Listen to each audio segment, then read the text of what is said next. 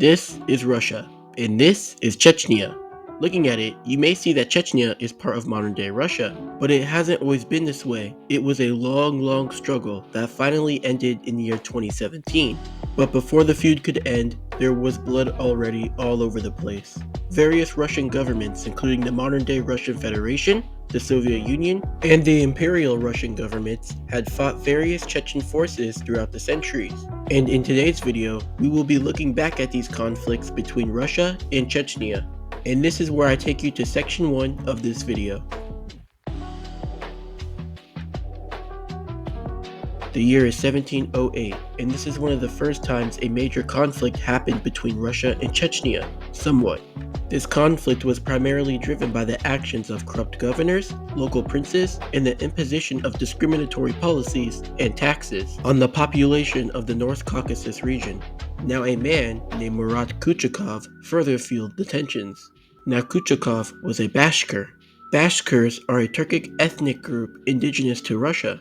They are concentrated in Bashkortostan, a republic in the Russian Federation, and they are also in the borders of the historical region of Bashkard. But I digress. He was a religious and military leader allied with the Tulov prince, named Amirkandza Tulov.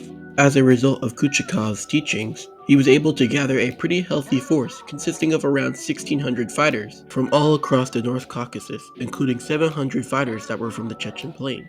In February 1708, these forces launched an assault on the Turkey fortress. However, the arrival of Russian and Klamic reinforcements turned the tide against the rebels, and ultimately, as a result, Kuchakov was captured and executed. This marked a decisive defeat for the North Caucasian insurgents. But now things got hot between Russia and Chechnya in the years of 1785 and 1794.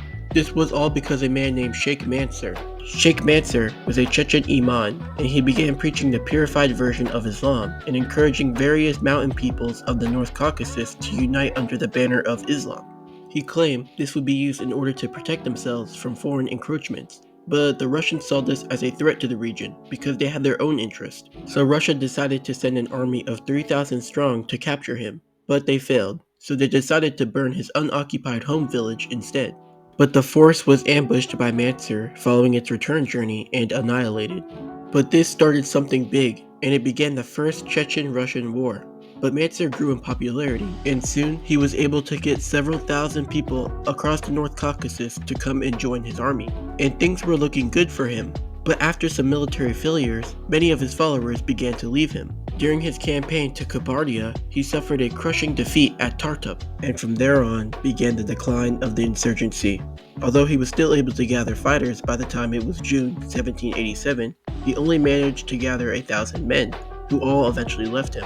After this, he left for Circassia in July of that same year, where he quickly gained the support of the Circassians. However, there, he also suffered several heavy defeats, most notably at the Battle of Arup River, where he was almost hit by an arrow and barely managed to escape.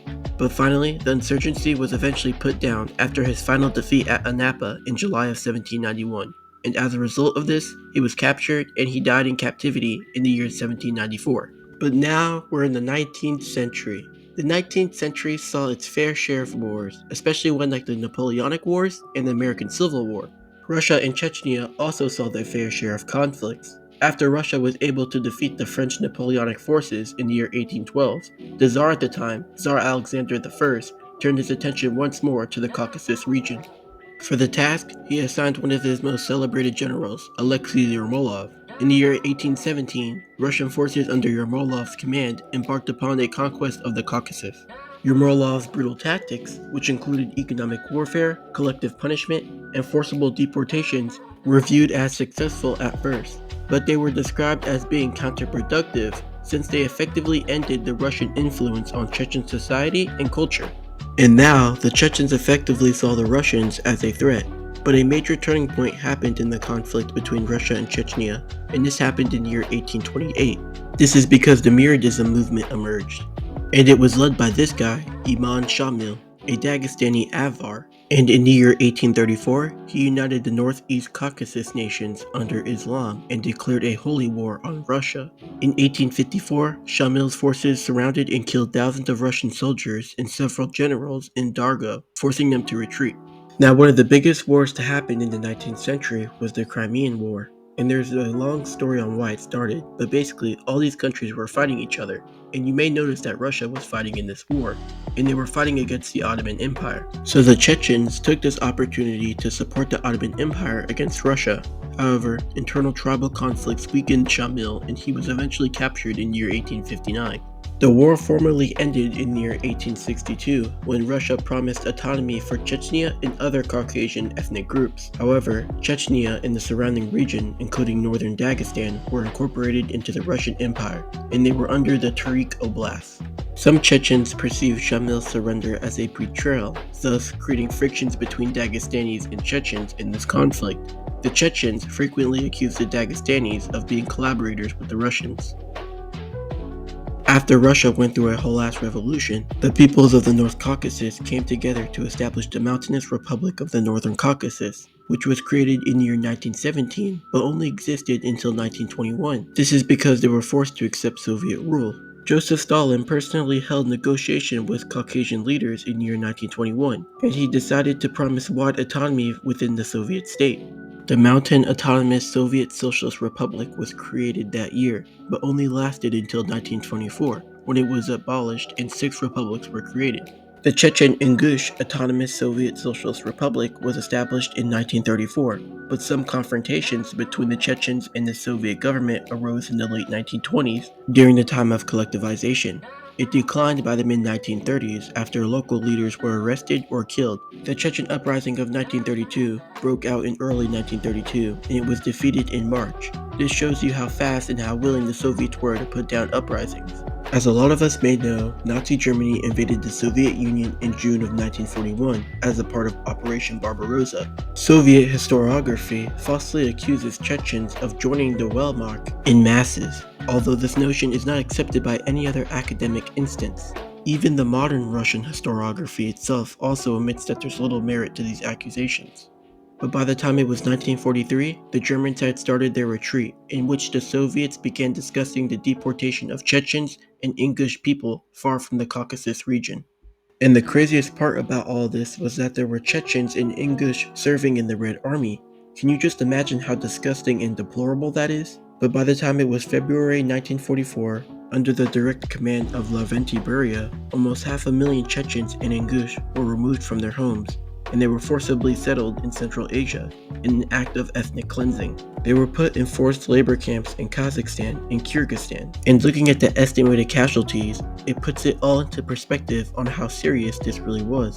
An estimated 170,000 up to 200,000, with some evidence indicating up to 400,000 people perished. The victims perished mostly due to hypothermia and starvation, although massacres were not uncommon. The most notable of the massacres during the deportation was the Kabak massacre, in which an estimated 700 Chechen children, elderly, and women were locked in a barn and burned alive. This was all done because there were problems with their transportation. And this is the guy, Mikhail Gishwani, the officer that was responsible for the massacre. He was praised and promised a medal by Lavrenti Beria himself. In the year 2004, the European Parliament resolution states that the deportation was a genocide. In the year 1957, Chechens were finally allowed to return to their homes. The Chechen-Ingush Autonomous Soviet Socialist Republic was re-established, and things were getting better one step at a time. But violence was far from over.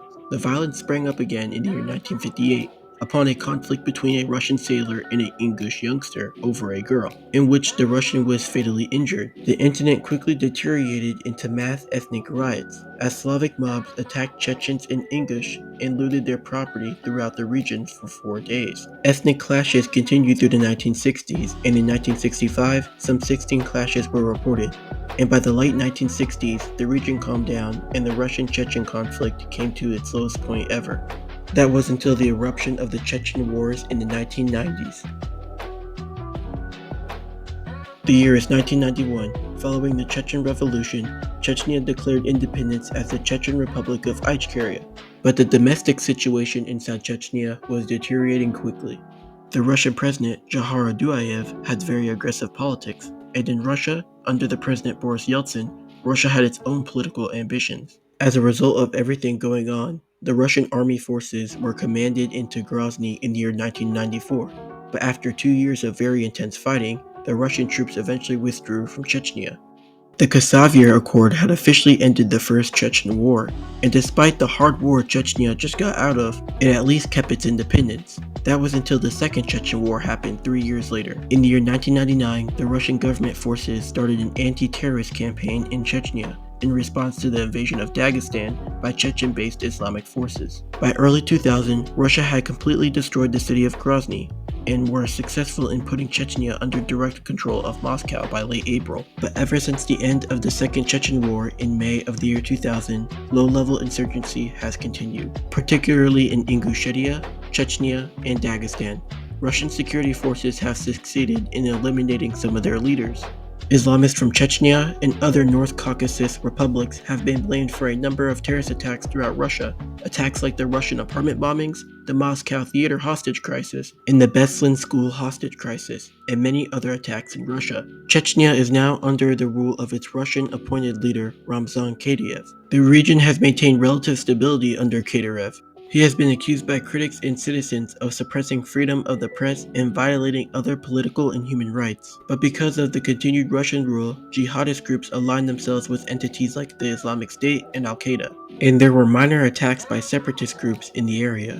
Although the insurgency between the Russian government and the Chechen militants ended in the year 2017, elimination of militants have continued afterwards. And that's going to be the end of today's video. I hope you enjoyed it. Hopefully you learned something more about the Chechen-Russian conflict as it goes beyond the Chechen Wars. And now you understand a little more about the complex relationship between Chechnya and the Caucasus Mountain region and Russia. Also, don't forget to hit that like and subscribe button and turn on notifications if you want to see more videos just like this one.